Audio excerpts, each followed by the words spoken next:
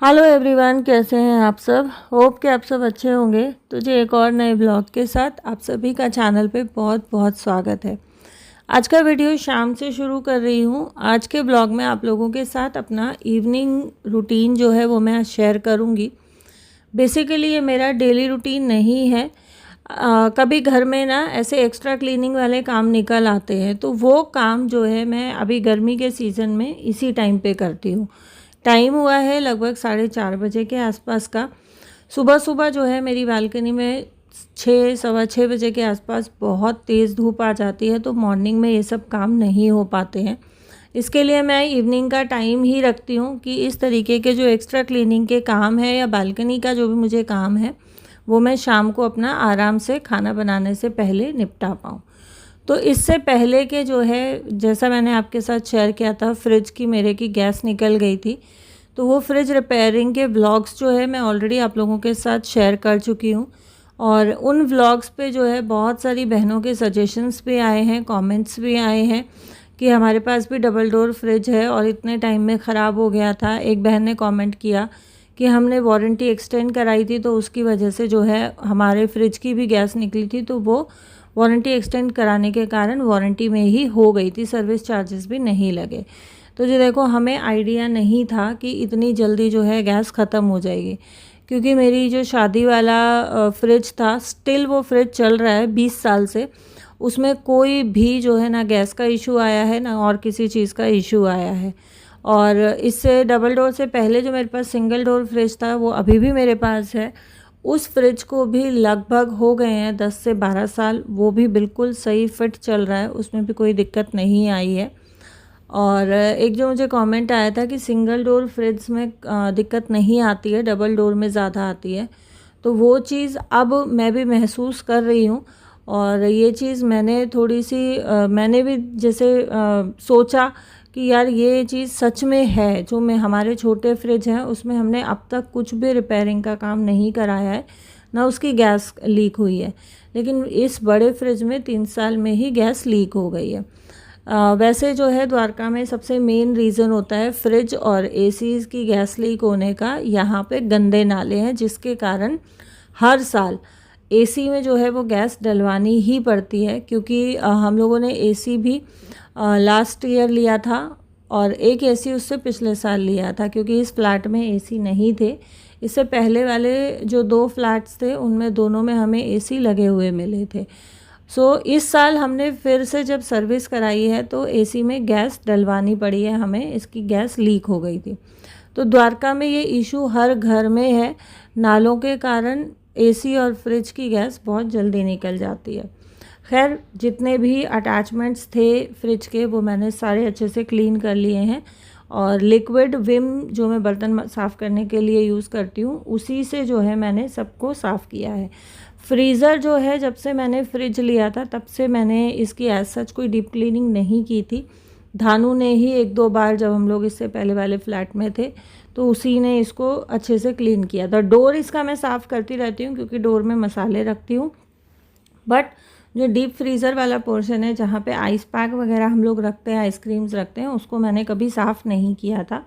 और जो फ्रीज़र की ये ब्लू वाली ट्रे है, ये भी काइंड ऑफ आइस पैक है। जैसा ऐसे प्लास्टिक वाला आइस पैक आता है ना कि बहुत हेवी हो जाता है बर्फ़ जमने के बाद, तो ये भी काफ़ी हेवी हो जाती है। और जैसे अभी इसमें बर्फ़ नहीं जम रही थी, कूलिंग नहीं कर रहा था, तो इसमें वेट नहीं था। ये वाला जो आइस पैक है फ्रीज़र का, ये भी मैंने जो है आइस जो बोर्ड है, इसको भी मैंने पहली बार ही साफ़ किया है और मुझे पता भी नहीं था कि ये रिमूवेबल है।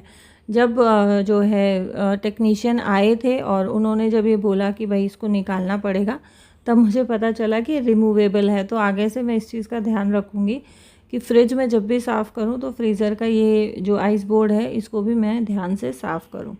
यहाँ जो है फ्रीज़र को अच्छे से क्लीन करके और मसाले वगैरह जो भी थे वो मैंने वापस से सेट कर दिए हैं। और छोटे बच्चे रहते हैं ना घर में, तो मन भी लगा रहता है, काम करने का भी ज़्यादा इच्छा होती है, क्योंकि उनके साथ टाइम पास होता रहता है। और छोटे बच्चे थोड़ा हेल्प भी कर देते हैं, बड़े भी कर देते हैं, बट बड़े बच्चे होने के बाद ये अब जैसे लकी खुशी हैं तो थोड़ा सा बिज़ी चलते हैं। बेशक वैकेशंस हो रखे हैं, लेकिन लकी को जैसे फाइल्स वगैरह मिली हैं तो खुशी भी उसकी हेल्प में लगी हुई है। अब वीर और भवी जो है वो फ्री हैं, तो वीर को मैं साथ साथ लगा के रखती हूँ, ये चीज़ पकड़ा दे, ये चीज़ रख दे, तो इसमें भी बहुत हेल्प हो जाती है। उठना बैठना बार बार, आना जाना बार बार, वो चीज़ बच जाती है। तो ऊपर का जो है फ्रीज़र क्लीन करने के बाद अब बारी आती है नीचे का फ्रिज क्लीन करने की।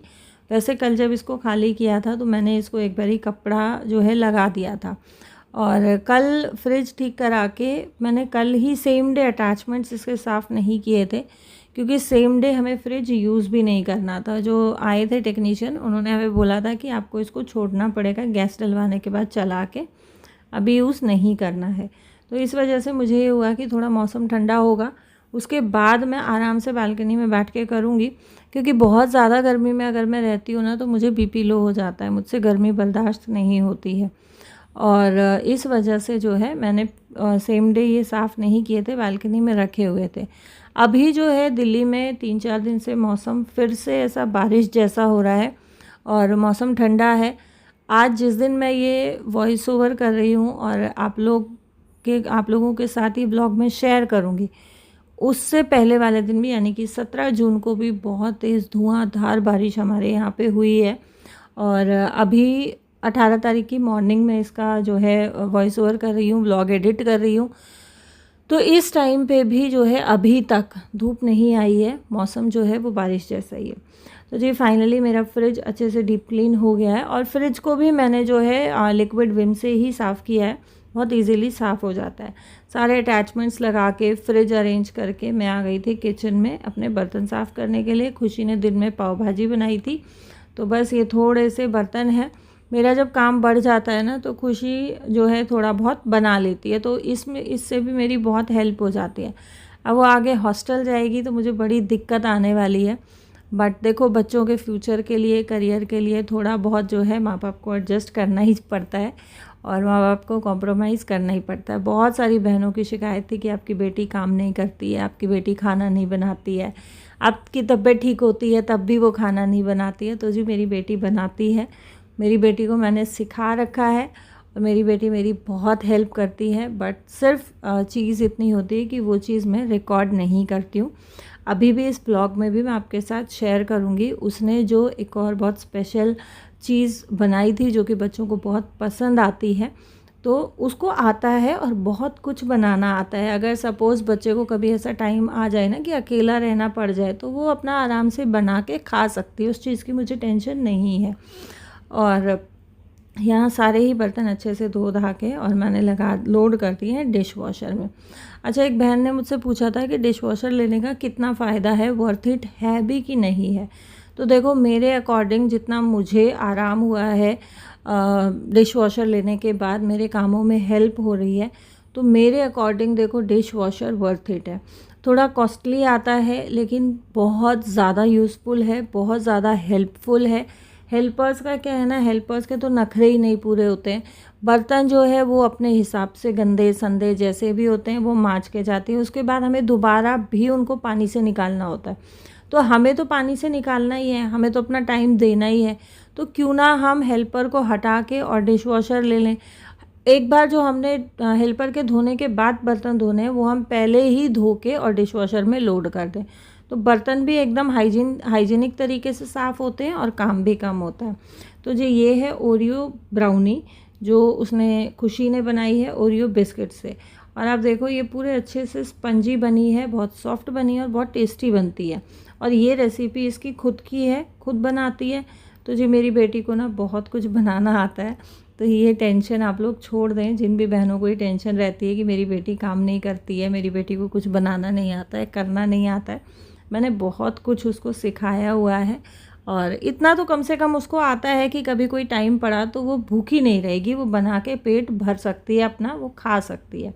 अच्छा, एडमिशन को लेके, रिज़ल्ट को लेके भी काफ़ी सारे कमेंट्स आ रहे थे, तो आप लोगों के साथ मैं ज़रूर शेयर करूँगी। एक बार एडमिशन हो जाए, उसके बाद एक बारी खुशी सेटल हो जाए, जिस भी कॉलेज में जाएगी वहाँ जाके मैं ज़रूर से शेयर करूँगी। अभी के लिए मेरे लिए पॉसिबल नहीं हो पाएगा। इसको हाँ, तो इसी पे तो खेलेंगे। हाँ, सेट करते हैं इसको। टेबल को हिलाओ नहीं, टेबल को हिलाओगे तो गिर जाएगा। आपको खेलना मैं अभी आपसे सीखूंगी ना अभी।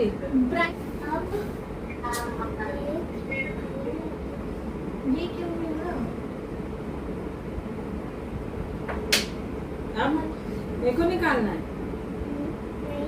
आप ही निकालोगे तो मैं कब निकालूंगी?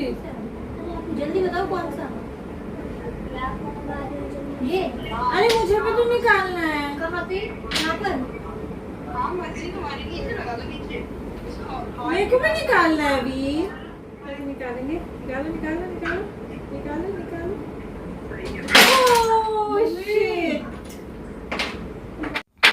तो जी बच्चों का लंच और इवनिंग स्नैक्स वगैरह सब हो गया था।